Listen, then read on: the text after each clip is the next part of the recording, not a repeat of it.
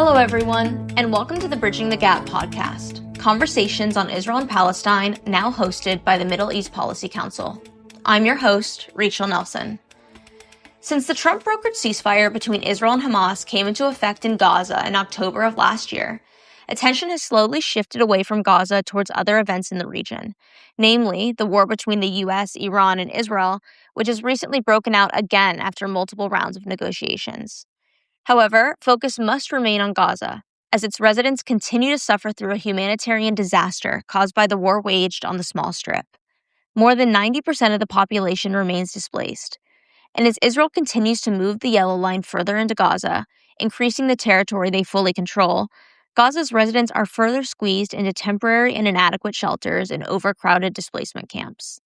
Malnutrition and lack of access to necessary aid remains a huge challenge for humanitarian aid organizations to combat, as Israeli restrictions continue to hinder aid entering Gaza.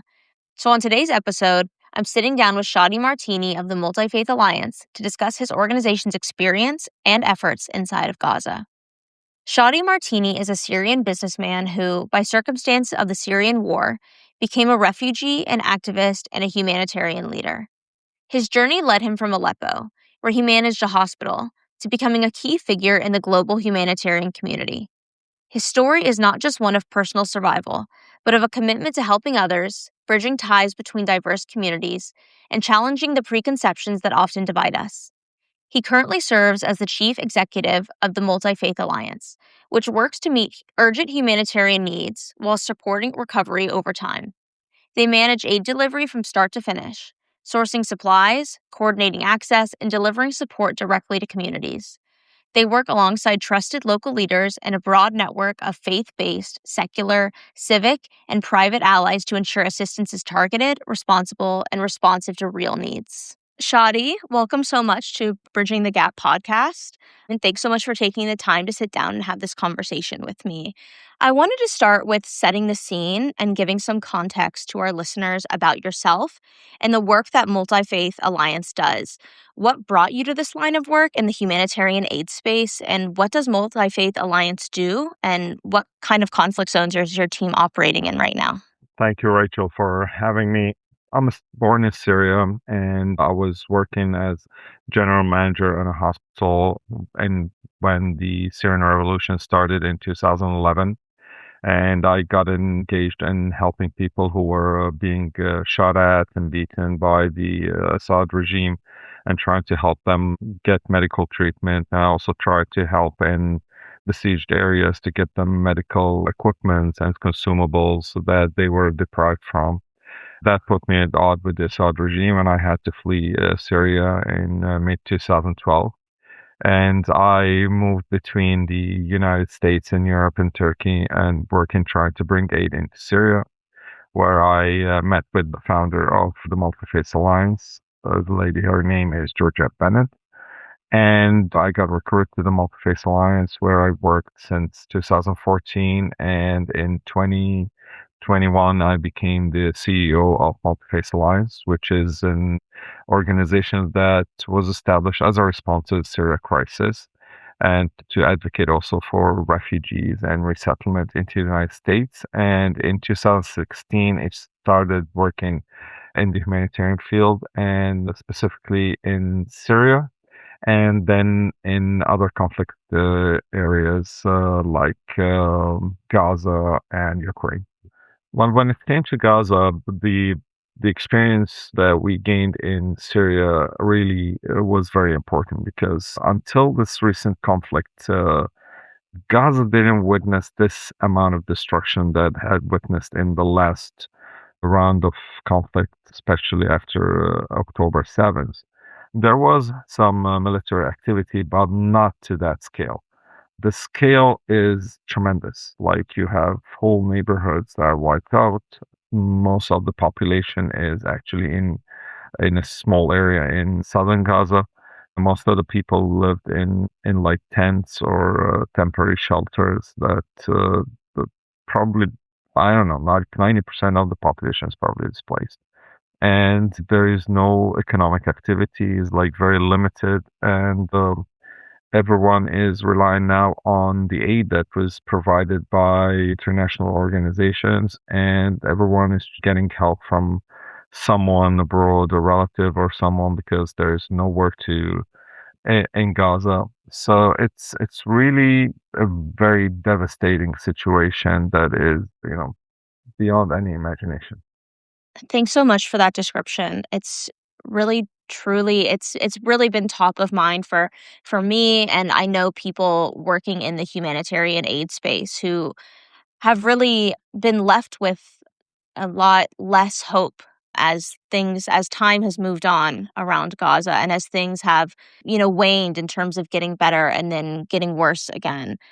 But I want to ask how Multifaith Alliance has addressed the needs in Gaza, as you've described, and how your organization has been uniquely positioned to do the work. What we try to do is we try to find alternative routes to get aid into Gaza. There was a route that was coming from Egypt. There was a route that was coming from Jordan, and we try to find a route that can get faster from Israel into Gaza. It's everything is complicated when it comes to Gaza. I need to explain to people how aid is coming in. Like all the aid at one point had to come through the Kerem Shalom crossing.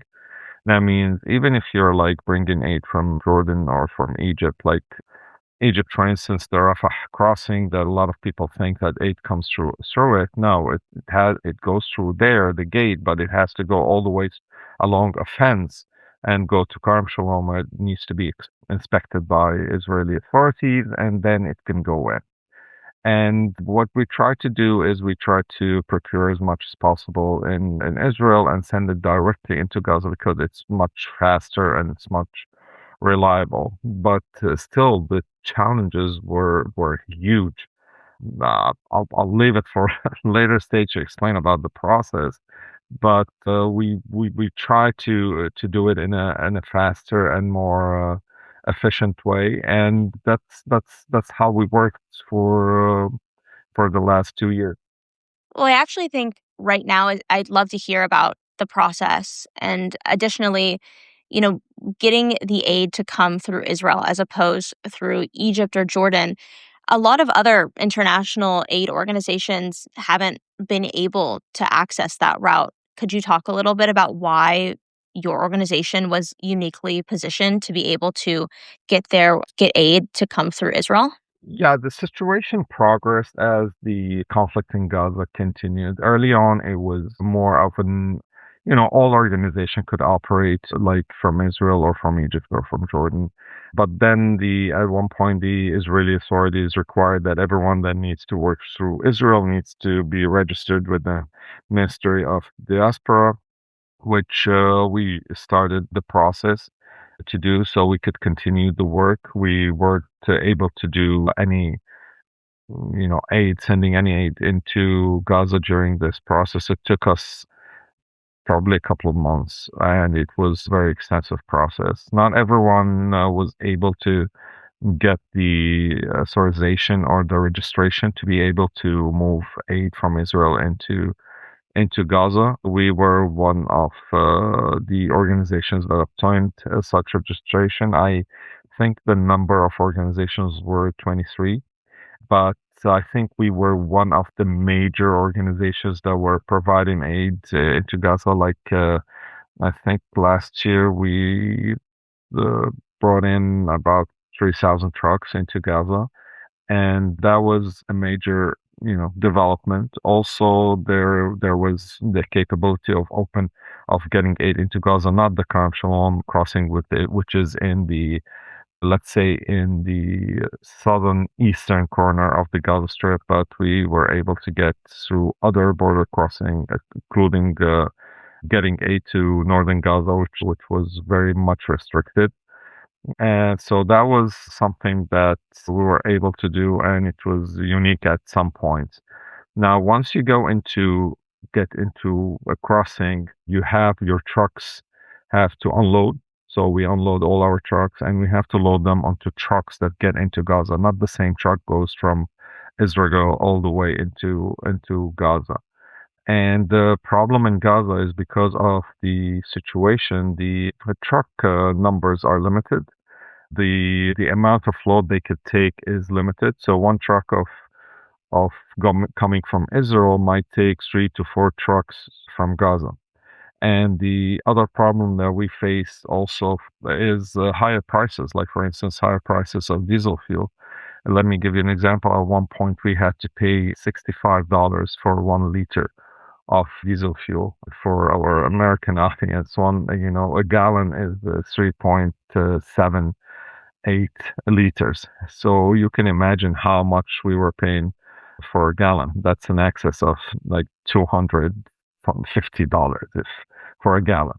And the trip, even though like our warehouses in Gaza were like, let's say, 15 kilometers or about like 10 miles, the trip might take us like more than 2 hours to get through because our road conditions are horrendous. And also, there are times that you need to be aware of any attempts of looting or any attempts that taking over of the 8 trucks. So there was so many challenges happening.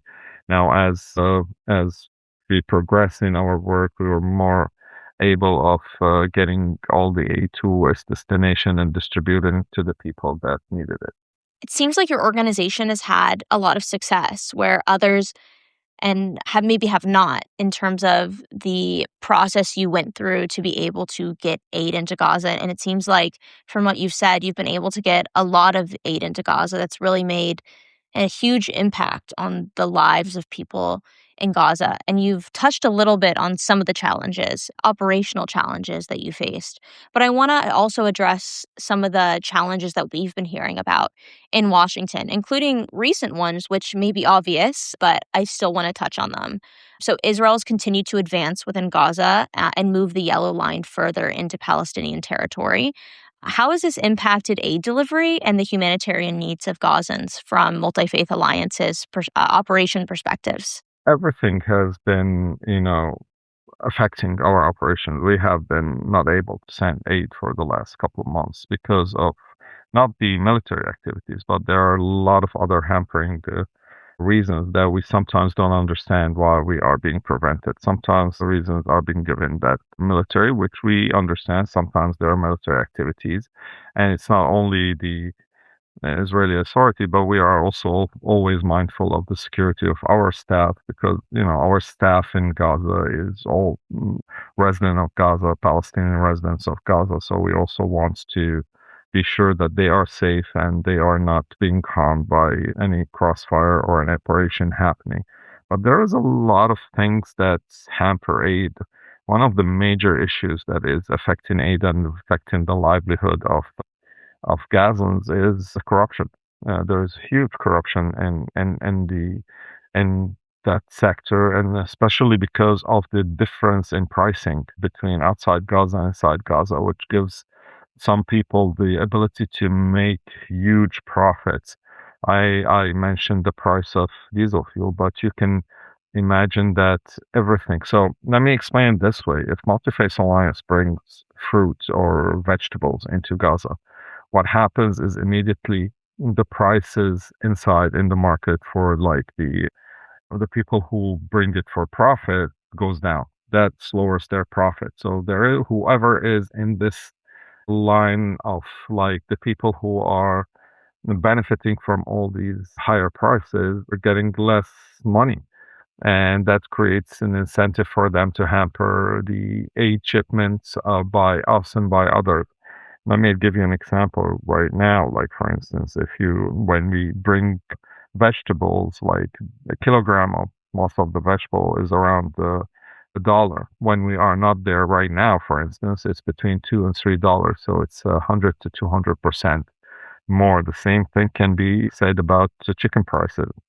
It's now, it was 16 shekel. Now it's around 27 shekel. So that's all is an effect of organizations like ours who really go in and distribute their aid for free and go and get it to the people of Gaza directly, so they won't have to pay these huge prices and outrageous amount of money that they already don't have and have to rely on family and friends outside of Gaza to help them with. And that's one of the main reasons that a lot of aid shipments are being affected. Yeah, we've heard a lot about this challenge here in Washington, and I think the UN has reported on it as well, is that a lot of the aid currently being allowed in is aid that is commercialized or for profit, which is outside of the economic reach of the majority of Gazans. And then additionally, what we've heard about is that the Israel's restrictions on humanitarian aid in general, particularly items like dual use items, which like tents, we've heard about tents not being allowed in because they're classified as dual use, even though these are desperately needed humanitarian aid items needed by Gazans for shelter. As you mentioned, the majority of homes are destroyed.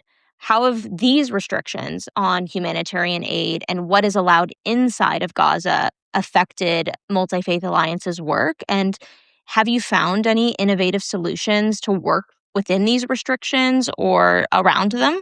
Yeah, all of these things like really hamper the ability to distribute the aid effectively and really help people effectively.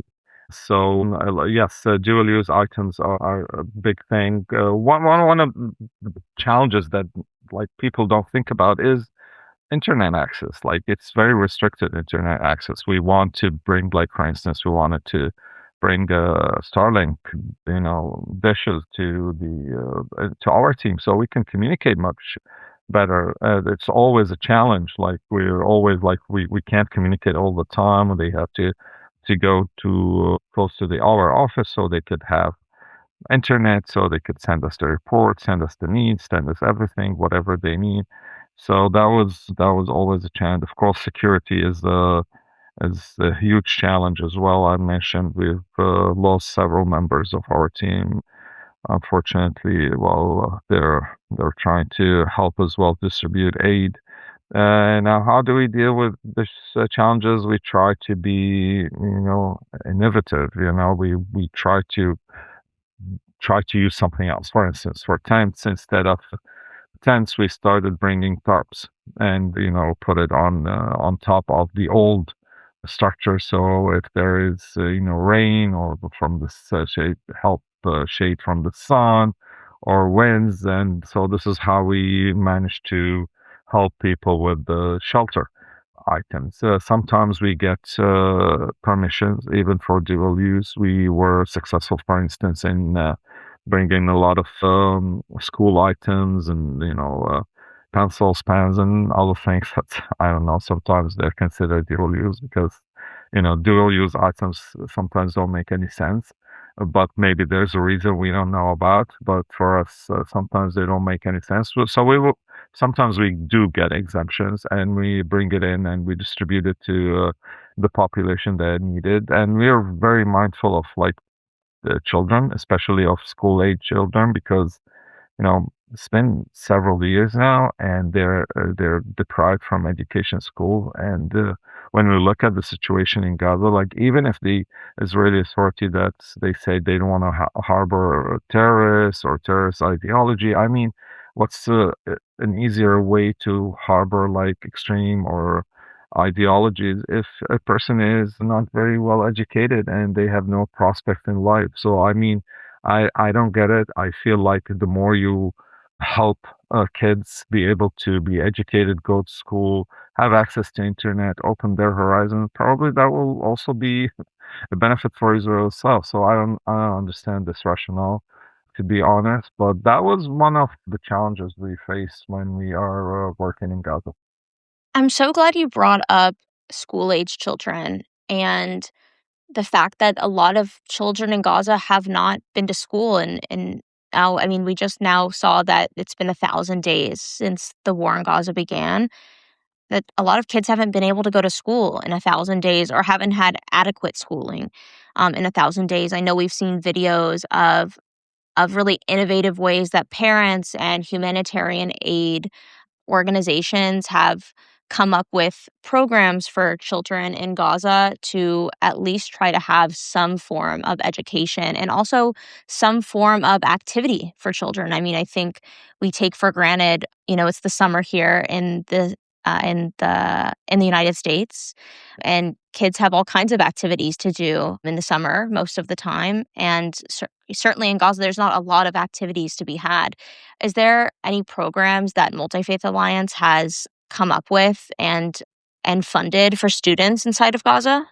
We don't have schools ourselves. We mainly focus on emergency aid at that in this stage. So we have like a lot of kitchens and like activities to for food delivery. But what we developed is we had at one point a malnutrition program to try to help children who are malnourished. So we could, because if you're hungry, you can't like think straight, and you can't, even if you have an education, you can't, understand what people are doing to. But we did some programs also of entertaining school children age, that we would bring our staff who will do games with them. We would try to bring toys and other things during like Ramadan and Eid. We would also do that and try to make them feel that in a way there is some kind of normality when it's not normal, the situation they're living in, but at least give them a glimpse of like, how might life be. And of course, like I mentioned before, it's very important for us for the supplies, for the kids to have the supplies. So we would cooperate with a lot of school and orphanages, and so we would provide them with the school supplies, with backpacks, with whatever these kids need. That you can't imagine the joy that a kid has when he gets this backpack with all the notebooks and pens and pencils and all these supplies that he usually gets before he goes to school at the beginning of the year. It's something else, the feeling, I remember when I was a kid, before I went to school, like the process of going and buying these stuff and these new items was for me probably the biggest joy. More that it wasn't such a joy to go to school back then, but it was these items were so we try to give them this joy, this type of happiness when everything around them is doom and gloom, when they have probably family members who have died, their home is destroyed, they can't go back to their bed to sleep in, they're sleeping on a mattress or plastic sheet in a tent. So this is what we have been trying to do as much as possible, but it's such a huge task. The situation is so bad that I don't know, whatever we do is still, in my opinion, drop in the bucket. Like there is so much need and so much effort should be done, especially for these kids that been suffering for like 3 years now almost. Yeah, I think that's really great to hear about the programs that you've put on for kids. And I think obviously we've talked a lot about challenges, and this conversation, and I'm sure for our listeners as well, is incredibly heavy. We're talking a lot about death, destruction, and really like this incredible feeling of hopelessness. And of course, organizations like yours, other INGOs are trying to alleviate some of that pain, hopelessness with programs and really trying to, as you said, like at least put a drop in the bucket of how can we make this space and how can we rehabilitate and bring development and bring, I mean, really just the basic necessities, food, water, shelter, to these people who really need it the most. But as we've talked a lot about challenges, and you've really laid out all these different kinds of challenges, both from a restrictions view, from just an operations and monetary view, what has been different about working in Gaza what has been the biggest difference between the work that Multi-Faith Alliance has done in Gaza versus the other conflict zones that Multi-Faith Alliance has worked? And how have those challenges been either different or similar? And have you been able to approach them operationally from a common element or view?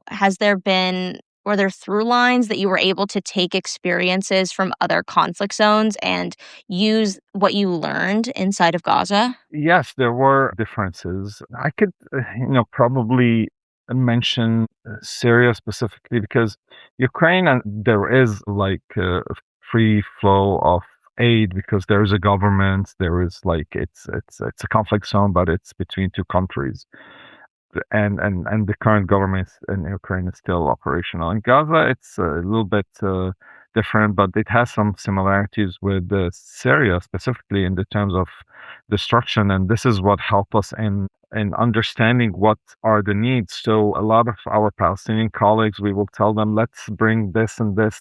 And like, for instance, we started bringing tarps and we have brought in tents early on, but after that Tarzan said, like, how did you know that, like, to bring it that early? Because we told them we know from Syria that people, when they displace, like the tents there's a duration because there's weather elements and stuff like that. So it helped us in anticipating what type of aid is needed. And also I need to mention this now. One is very important thing is that we need to people know that not to abandon the people of Gaza because the work is still ahead. Even if the war comes tomorrow and there's some kind of agreement, there is an early recovery stage that needs a lot of work because so many people have been displaced, and how do we bring them back home? And that's another experience we had in Syria, where we are now after the finish of the war. We're working on how to rehabilitate the homes of people who were in tents and how do we bring them back bit by bit. So that's a lot of experience and knowledge we have learned in other conflicts. Now, the biggest difference is access.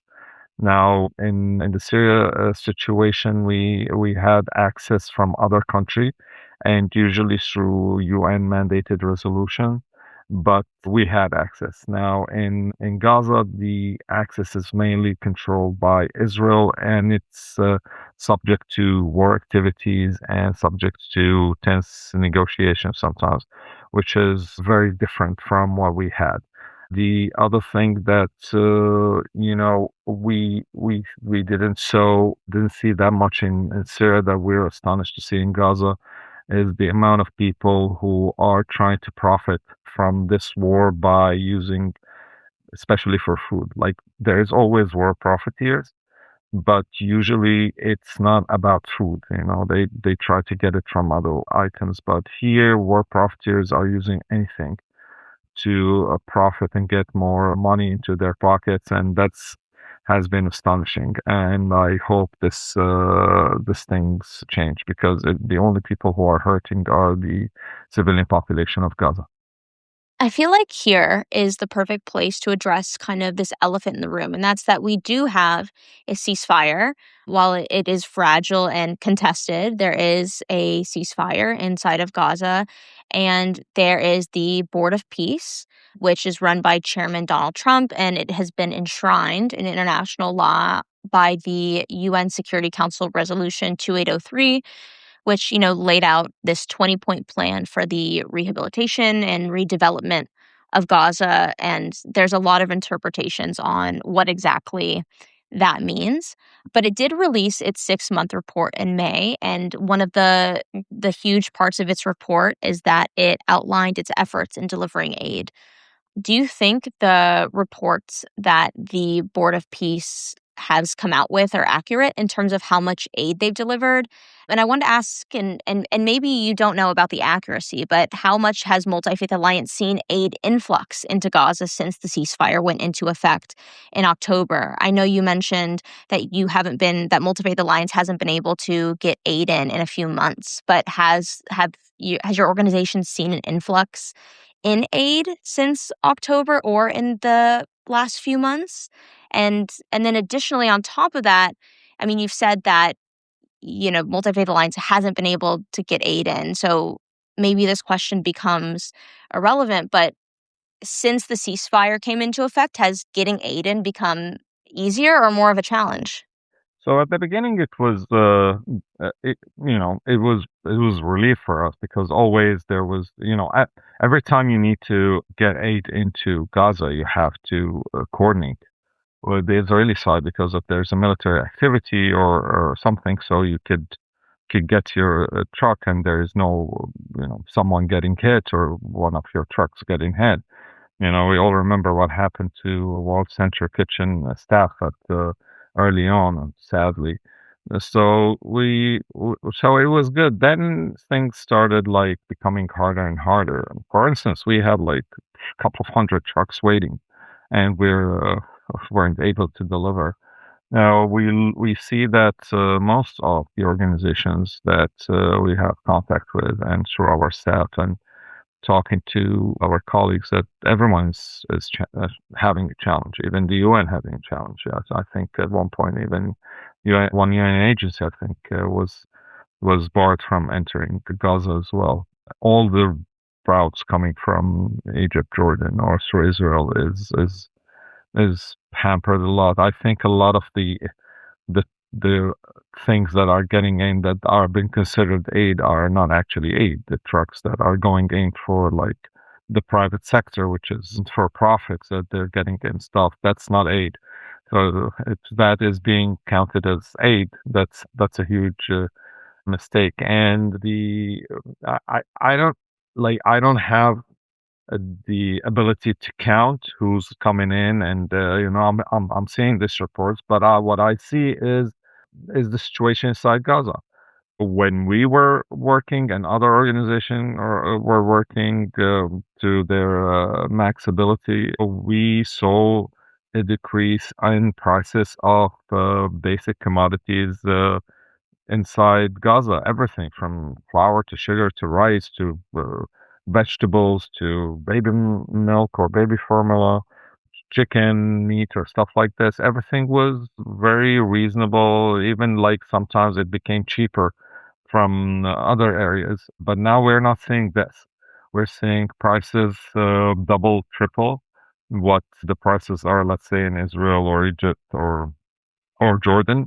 So for me, that's an indicator that the aid that's getting in is not sufficient, and that most of the stuff that is getting in are for commercial use. That these traders, sell at much higher prices and get a lot of profits. So that's for me how I measure if this report is accurate or not. Our discussion today has been very heavy and also very illuminating. I think it's important, as you said, to continue speaking and doing for the people of Gaza. We cannot forget about them. What they're living through in this moment is heartbreaking and also a testament to their resilience to continue to live in these kinds of conditions. And as the ceasefire continues to remain fragile, I know that I am, and it seems like you are, continuing to think about the people of Gaza. I want to end with trying to end on a little bit of a lighter note. What has been positive about your experience and the experience of Multifaith Alliance as an organization operating in Gaza over the last 3 years? And what gives you hope in this current moment when many have lost hope because of the fragility of the ceasefire and as things continue to develop in the Middle East as a whole? Well, as a Syrian myself, and as a person who had to flee his country and become a refugee and displaced, and I always thought that the most important thing, and in the case of Syria, always people taught me like, oh, we see a lot of destruction. My hometown of Aleppo, where I used to live, the historical old town was destroyed, and they tell me that's very sad. I said, but the saddest part for me was losing the people. The human element is the most important thing for me because buildings can be rebuilt. We had catastrophes throughout history in the Middle East, let it be war or natural disasters. But when you have people, you rebuild.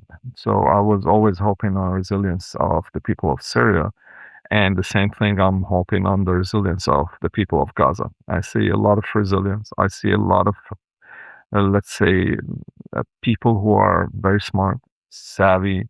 They have the spirit of entrepreneurship that they can rebuild businesses, they can rebuild their home. And this is what we at the Multifaith Alliance are trying to preserve. The humans, the people, their spirit not to be crushed. This is why we're trying this efforts with children, even the grown-ups, like the way we communicate. Like one of the most important aspects that we always try to do is how to give like aid and preserve the dignity of the person who's receiving the aid. It's like we look at them as like our family, our brothers and sisters, our dads and moms. They are the people that we need to preserve, and we see resilience, a lot of resilience. So that gives me hope that the moment this conflict is resolved and that the people of Gaza will be able to rise up again and rebuild their life and society, and hopefully that they will build a much brighter future than the one they are living in today. Shadi, thanks so much for taking the time to come on the podcast and really have this incredibly important discussion with me and for our listeners. Thank you, Rachel, for having me. Thank you all for listening today. If you liked this episode, remember to subscribe to the Middle East Policy Council on Spotify, Apple Podcasts, or wherever else you listen to your podcasts. Visit www.mepc.org if you'd like to hear more from our experts on all sorts of topics related to the Middle East. And we'll see you in the next episode.